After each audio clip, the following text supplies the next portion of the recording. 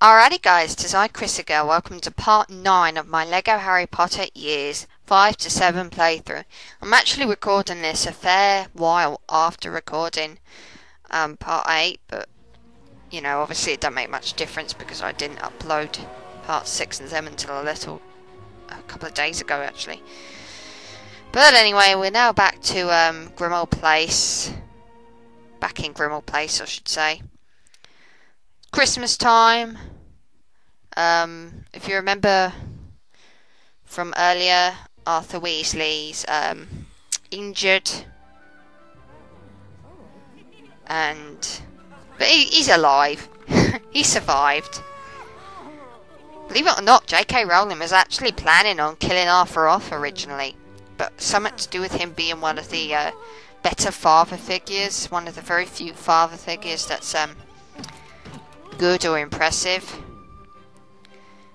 That's the reason why he was kept alive in the end, which is great because Arthur Weasley's cool.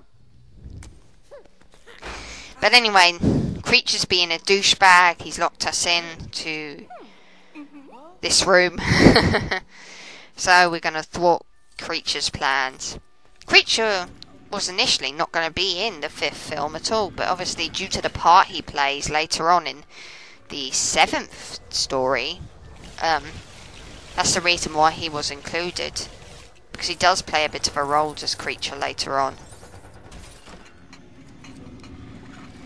Kreacher's okay. He's no Dobby, but you know, he's okay. Even if he is a little bit of a git at the moment.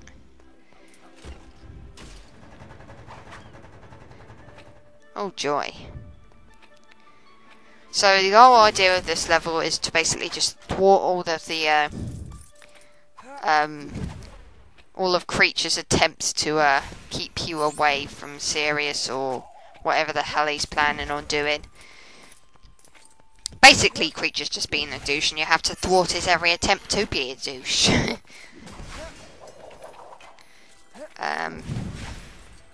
If you zap all of these things that are in or hanging off the wall, you get something out of it. I'm pretty sure it's a crest piece or something. So for those of you who enjoy collecting things, oh, it's a character token, and it is Arthur Weasley. Not a bad character token to have if you're planning on going through a level that has blue Lego and no Arthur Weasley. Because yeah, I already mentioned it before, Arthur Weasley repairs blue Lego. He's the only character I can think of that can actually do that. But anyway, Kreacher's now going to block you off with this gold suit of armour. What a douchebag. We're not going to let him get away with that.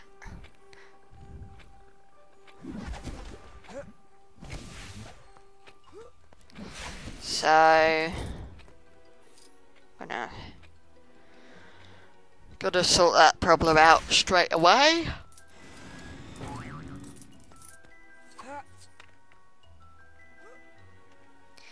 I believe that you can actually access the attic sort of area, or you know, the room that Buckbeak the Hippogriff is in, by using super strength on that door. There's a lift hidden behind it, if I remember rightly. I've only ever done it once, and it was a while ago, so I may be completely wrong. But hey ho. So anyway, as I say, it's been a while since I've actually recorded part 8. Even though I briefly finished off the end of it, but whatever. That's hush hush between us. But anyway, Kreacher's now stopping us from going up the stairs, so just tilt these shields back in the right direction and we can gradually proceed.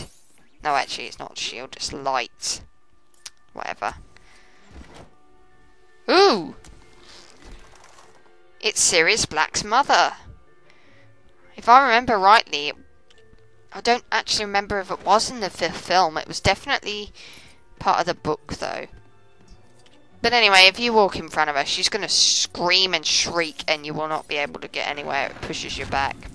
So you need to use Harry's invisibility cloak to walk past her. And basically then pull on both ends of this with one of your friends, and then you won't have any problems with her. So Hermione can get across and get to this cupboard. But anyway, yeah, as I say, it's been a while since I actually recorded part 8, apart from one tiny minor segment towards the end. And yeah, I've finished the Hunger Games now. Fantastic trilogy. Don't know if I was so keen on the third one, to be honest with you.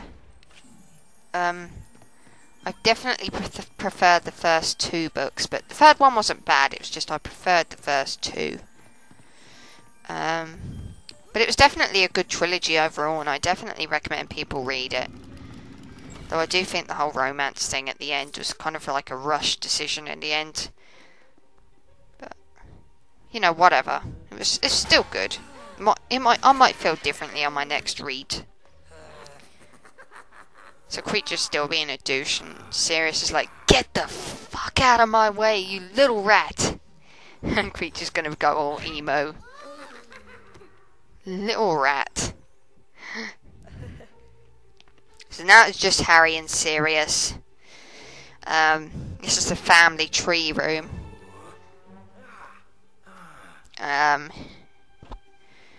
Faces, you know, pictures are missing off of the wall. Either that was due to Kreacher or whatever.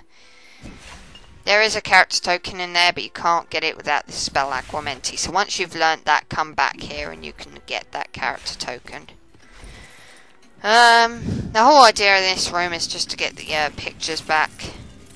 The portraits back on the wall, fix the wall up as best you can. I'm not too surprised at all to see that there is a Slytherin, you know, a Parseltongue cupboard in the Black family household, because apart from Sirius, they were all Voldemort worshipping arseholes. Let's put that back on there. In order to dig, you need to play as Sirius and use his Animagus skills to transform into Padfoot, the dog. I mean, come on, that's awesome. I don't know if Sirius actually had that ability in the first game.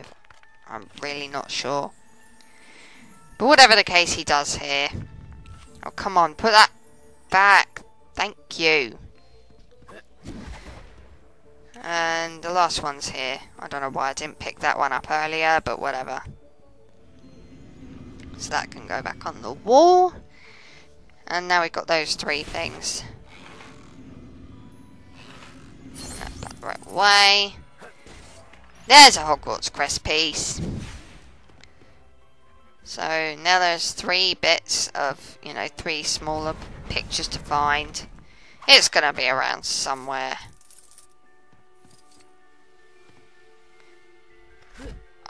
It's in the chest. What the hell am I doing? I didn't actually mean to transform into Padfoot. But it's in the chest. All 3 of them. You just levitate them to the correct colour. So, blue, yellow, and red. Come on. That's it. And that's that. That was that level. That was the 4th level. I can't believe it's taken so long to get to the 4th level. I really did go stud crazy in this particular playthrough. Like I say, I do get better. I do. I promise. Bellatrix Lestrange is absolutely crazy.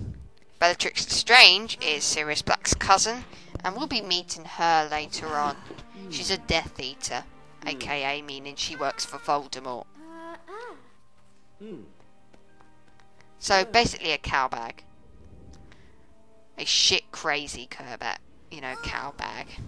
See, there she is, escaping from Azkaban prison. The reason why she was locked up is she, along with Barty Crouch Jr. and her husband Rodolphus Lestrange and someone else, they tortured Neville's parents and made them go insane to the point where they now cannot recognise Neville and are basically stuck in hospital for the rest of their lives. They're basically not alive, really. Not really, they're insane. Quite literally, and it's quite sad. But that's why Bellatrix Lestrange was locked up. Such a damn shame that cowbag escaped. But anyway, gold bricks. Let's continue on. We are now back at Hogwarts. No transition, you know. We're just straight there. And there's that cowbag Umbridge. And Harry's just going to head off to the next DA lesson, even though she was clearly following him. It's not like the cow's stupid enough to follow me. Oh, vey. Oh, we're not going to the next DA lesson. Forget I said anything. We're going down here. Oh, more studs. Pretty studs. Student in peril. Give me studs. Give me lots of them. Haha. So, if you swing all these chandeliers, you'll get something. There's 4 of them. 2 on each side for, you know, room of requirement.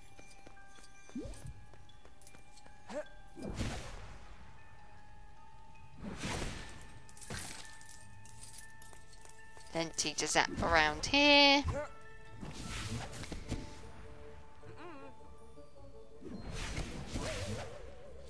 Oh, for goodness sake. Hit the spider web, Harry.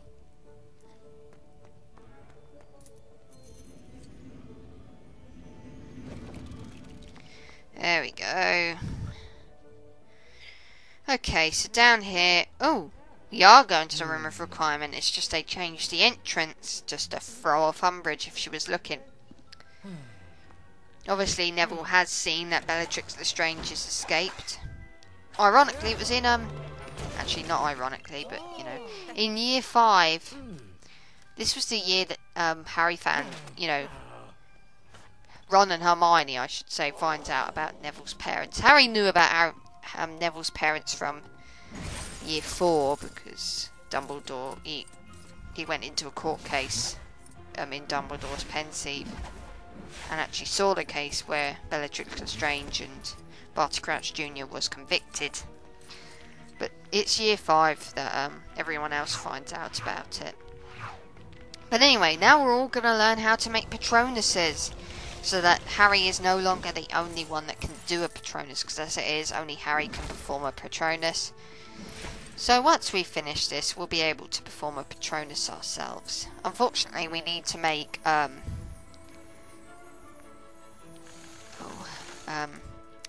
we'll need to make Dementors available.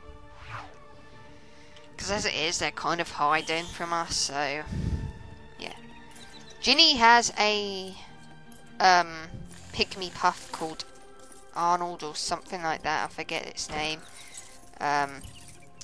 Use that to get through the pipe. Yeah.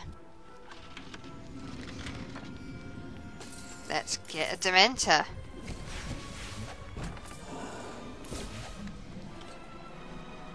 Yeah, again, like in the first game, don't step too close to a Dementor. And let loose an Expecto Patronum. Once you've done that, the character will no longer become playable. Ginny is no longer playable because she successfully pulled off an Expecto Patronum charm. So now we're Luna and Neville. I believe it's 5 characters in total that need to learn it.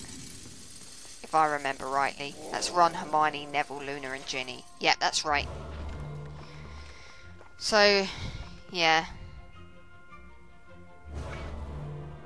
Oh, get out the way, Luna. That's it.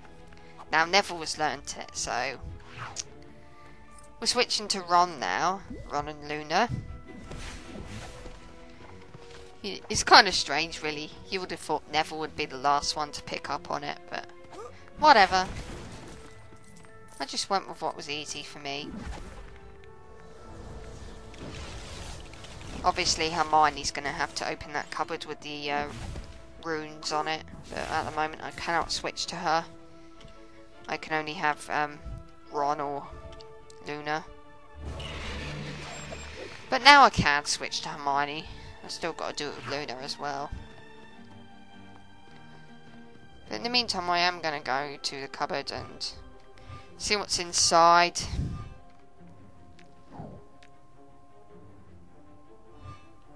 I must have got it wrong. That's very unusual. I only ever get it wrong if I'm not paying attention, so that clearly says it all. I wasn't paying attention here. So what have I got here then? Lots and lots of crap. Okay. Oh, I think I'm going to blow up a Death Eater. No, a Dementor, not a Death Eater. Imagine blowing up a Death Eater. Inflatable Dementor! Get one now!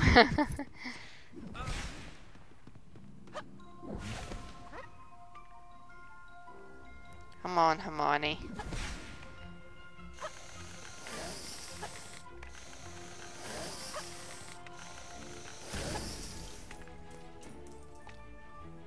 Okay, there we go. Kill the Dementor. Get out the way, Luna. Oh, I'm just going to let Luna finish it. Because if anything, Hermione will probably be more likely to work out where the last one is. How odd. Hermione's the one person who hasn't done it. And yet, Neville's worked out Patronus quicker than she has. The last one is over here somewhere. Yep.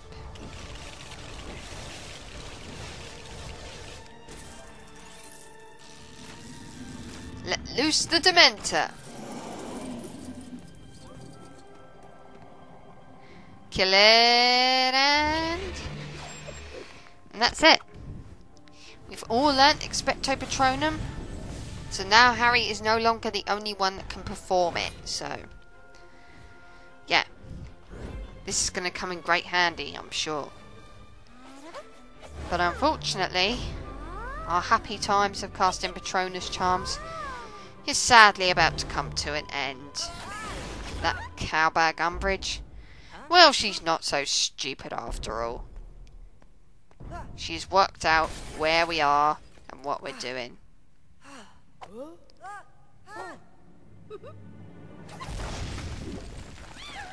And basically, she's going to see to it that we're all punished.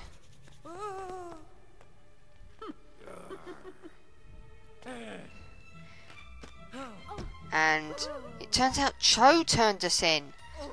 That bitch, I trusted her. Harry had a crush on her. What reason would we have had to not trust her? But Dumbledore's now taken the blame for it, saying that he organised it, which obviously is not true. Dumbledore knew nothing of it. But what's he doing? What's he doing? That blasted Phoenix. See you in the next part.